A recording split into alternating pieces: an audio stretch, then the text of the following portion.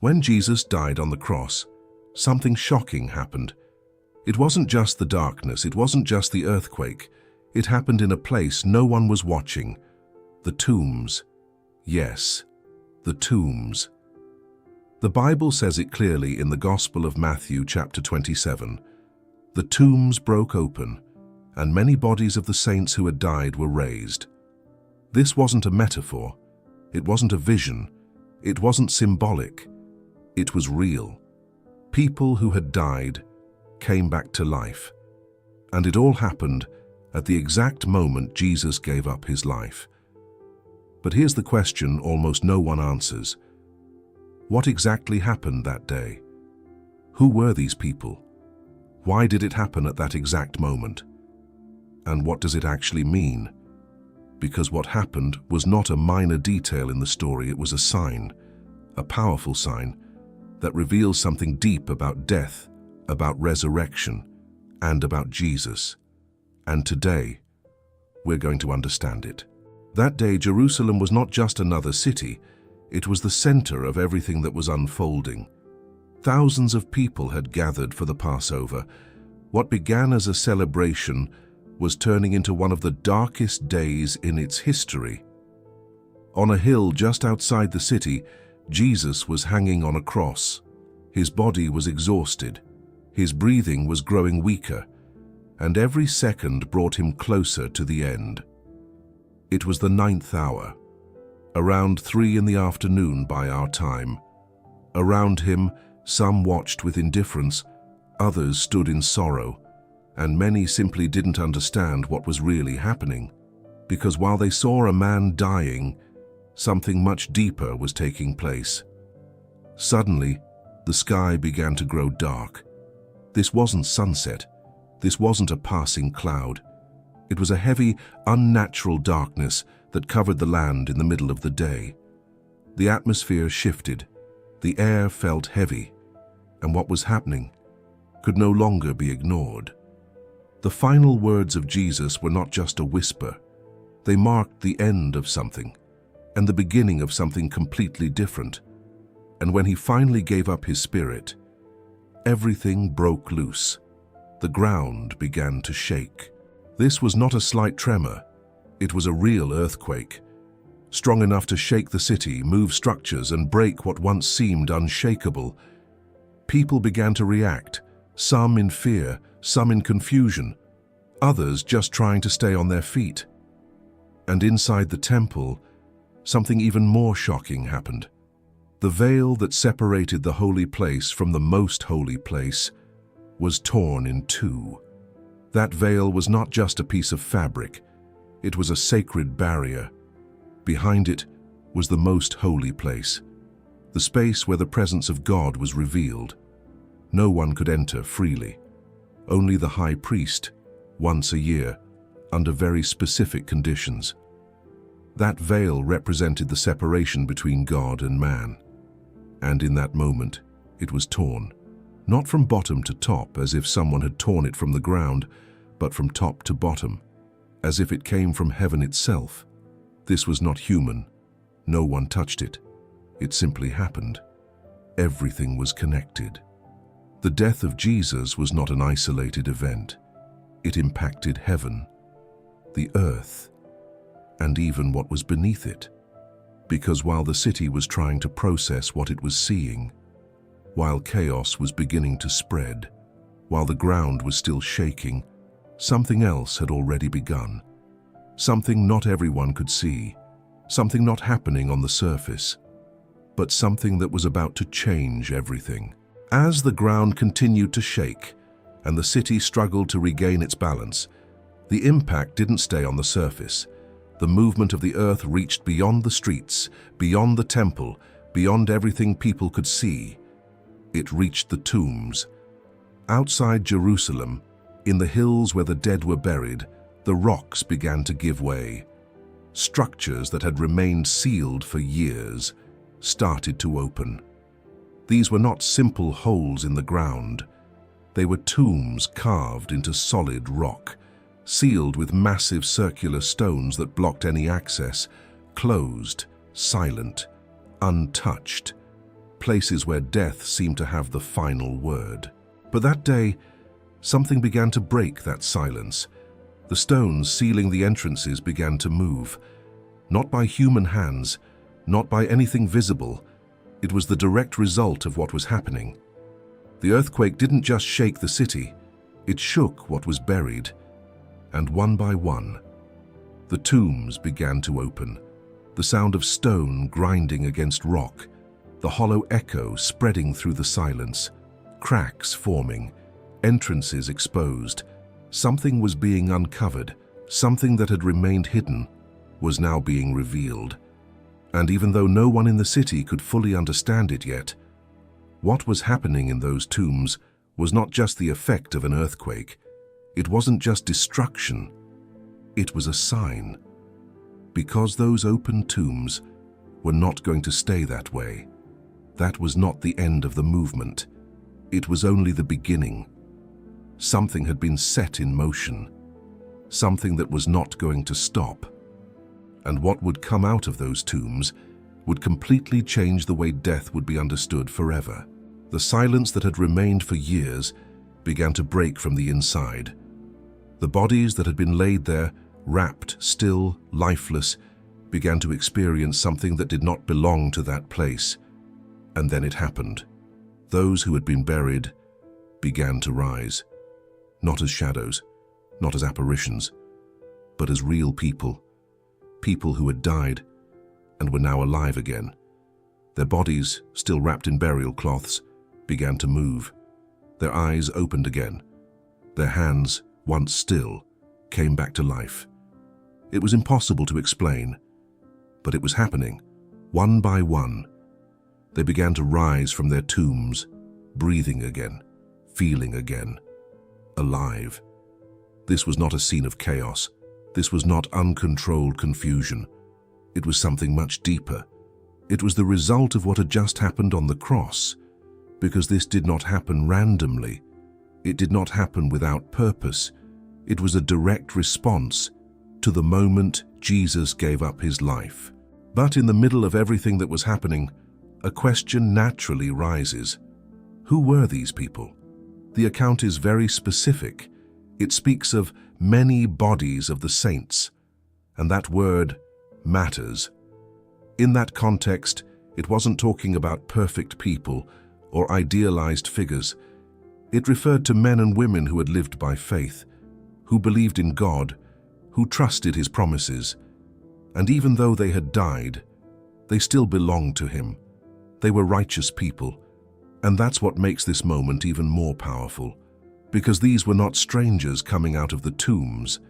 They were people others could recognize, familiar faces, stories that had not been forgotten.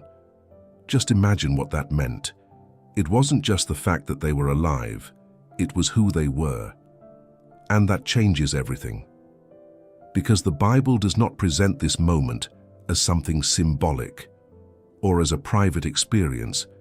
It presents it as a real event. An event that was part of everything that took place around the death of Jesus. Now there are details we are not given. We don't know exactly how many there were. We don't know their names. We don't know how long they remained alive. And that's not a mistake. It's intentional.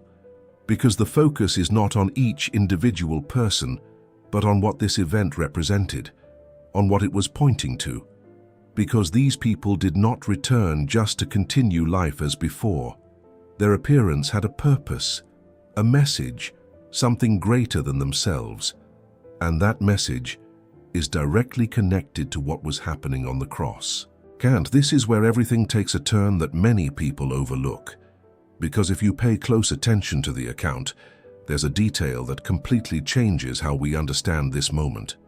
The tombs were opened, and the dead were raised at the moment Jesus died. That alone is shocking.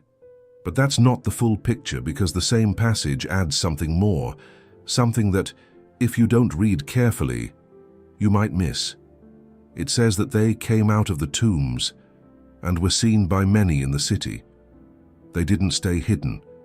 They came out, and they were seen. They entered the city.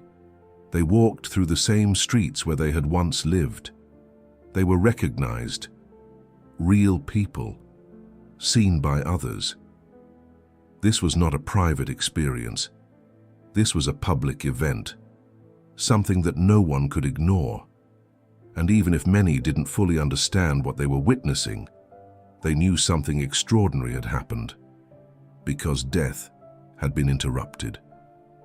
And what was taking place had no precedent. But here's the key detail.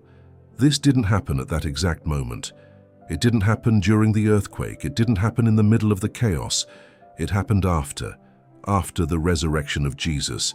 That's how it is presented in the Gospel of Matthew chapter 27.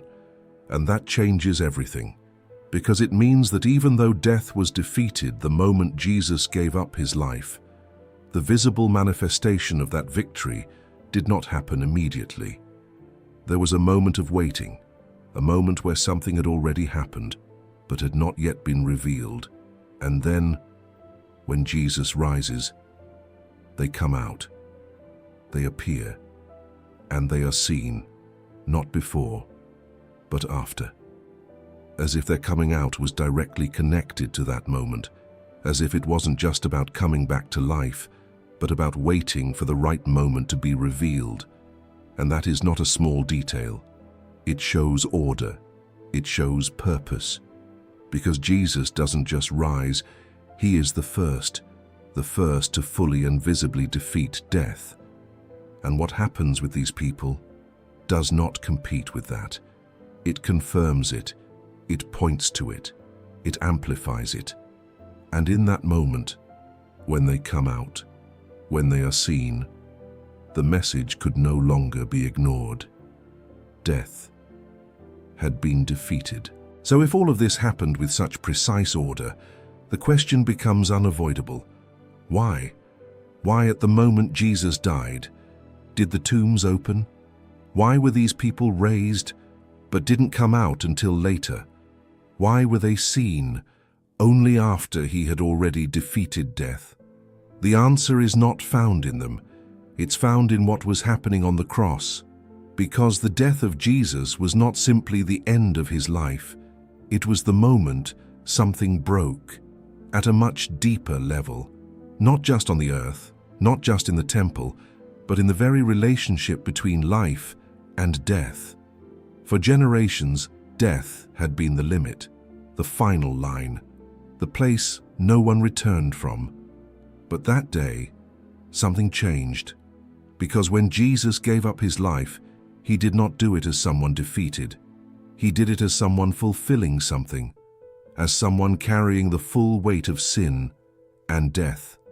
And in that moment, death lost its hold, not symbolically, but in reality. That's why the tombs opened. That's why the dead were raised, because the power that held them had been broken. But there's something even deeper. They didn't come out immediately. They waited. And that reveals something important.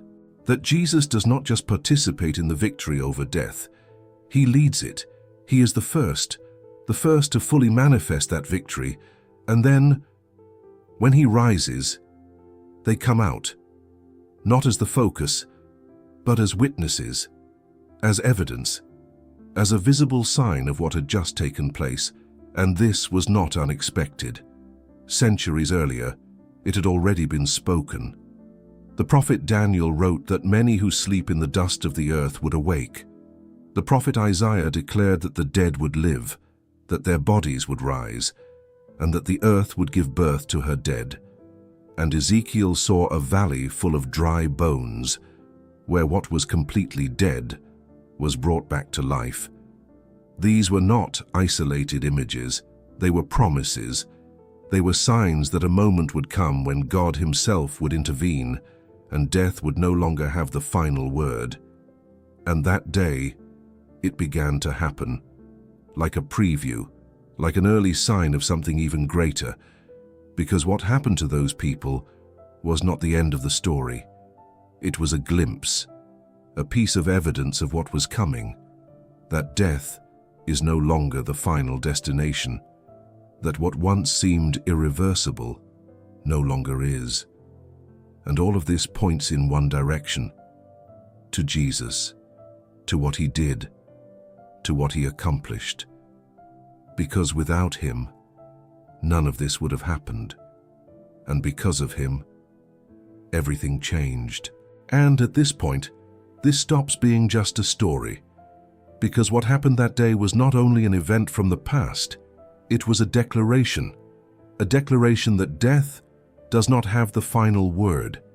And that completely changes the way we see our own lives, because all of us at some point face something that feels dead, dreams that faded, relationships that fell apart, hopes we left behind, moments where it feels like there's nothing left to do, where everything is shut down, where there's no way forward.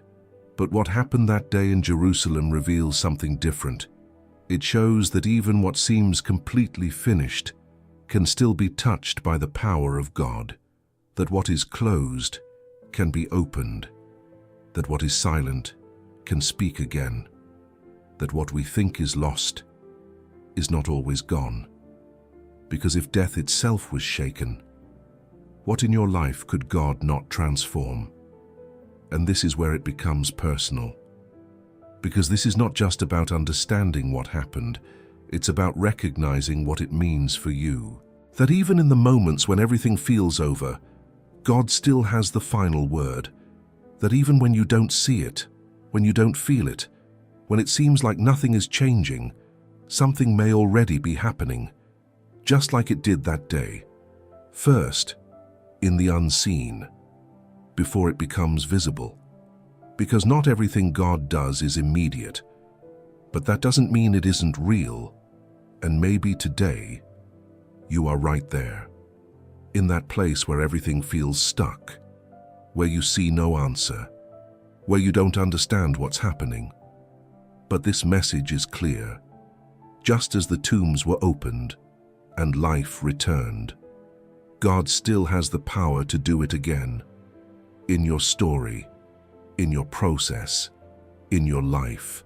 And if everything you've just seen has made you look at this story differently, don't ignore it. Because what happened that day was not just a powerful event, it was a sign that death does not have the final word. And if that message reached your heart today, you can respond in a simple but powerful way, as a personal decision. Jesus, I believe you have the power to bring back to life what feels dead in me. Write it in the comments. Make it visible.